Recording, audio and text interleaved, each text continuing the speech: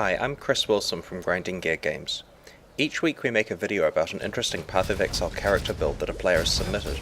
This is the 12th video in this series, and it's about a level 72 Flicker Strike duelist called Lacdanian. Flicker Strike is a skill that instantly teleports you to a nearby enemy, hitting it with your weapon. If no enemy is targeted, one will be picked randomly. In addition to being a really efficient way to get from one monster to another, it's also pretty defensive because you're often out of the way before attacks land on you. Earlier this year, we changed Flicker Strike so that it has a short cooldown that can be bypassed by spending a frenzy charge. This made the skill much more interesting, because you can either respect the cooldown and use other skills in the meantime, or find a way to get a stream of frenzy charges to bypass the cooldown and attack really quickly. This build I'm demonstrating today opts to use frenzy and a lot of attack speed. The character's passive skill tree build starts in the duelist area and makes its way through the center to the shadow part of the tree. He grabbed attack speed, dual wielding, and sword specialization before getting the Iron Reflex's Keystone passive, which converts all of his evasion into armor. In the shadow area, he grabbed almost exclusively critical strike passive skills.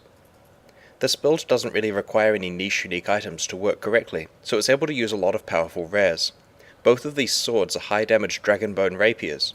I really like his gloves actually. They have attack speed, life, good resistances, and item rarity. His belt is pretty similar, though I think the stun duration and flask mods would be better as resistances or mana. The boots are very nice in terms of their defenses and run speed. The stun recovery on them is really important when you Flicker Strike directly into the middle of a large pack of monsters. His other items are pretty similar, decent rares that would have taken a fair amount of effort to find, craft, or trade for. Phase Run is an important spell for this build. It performs two roles, both increasing your movement speed and also making your next attack do additional damage. If you cast it before launching a Flicker Strike, the damage is high enough to one-hit kill some monsters. Against harder hitting enemies, the build has access to Decoy Totem, which distracts monsters for a while until they've dealt with the totem. This character can do a lot of damage very fast if he's not having to tank large attacks that stun him. Both the Phase Run and Decoy Totem skills are augmented with a faster casting support gem. This is a sensible choice. The build doesn't naturally specialize in casting spells, but yet it doesn't want to be vulnerable to interruption and stuns while in the middle of a pack of monsters, so it's worth the gem socket to cut that interval down. The Cleave skill is usually good for dealing damage to a group of nearby enemies. This build has an interesting twist on that skill. The player has opted to reduce the area of effect of Cleave in order to increase its damage. When you Flicker Strike into the middle of a group of monsters, many of them are within the range of the short version Uber Cleave attack. The support gems he is using on Cleaver increase critical damage, concentrated effect, and faster attacks. In terms of auras, this build uses Grace and Hatred.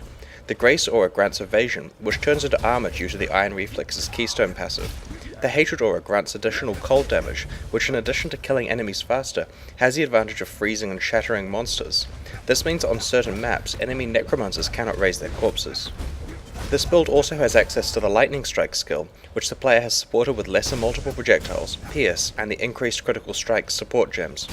It's useful for dealing pretty high damage at long range, if the situation warrants it.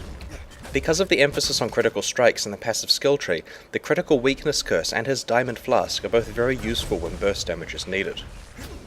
This character is powerful enough to handle high-level map content pretty well. While it's probably not the safest hardcore build, it is remarkably fun to play. The author commented that he can play the character for hours without getting bored. I feel the same way, and that's one reason this video took a while to prepare. At the moment, the build is at the top of my list of non-hardcore characters I'd like to try making next time I play online. Path of Exile is currently in closed beta, and will open up for public access in a few months. If you'd like to play it right now though, please buy a supporter pack from pathofexile.com. If you liked this video, please subscribe to our YouTube channel. Thanks very much and see you next week.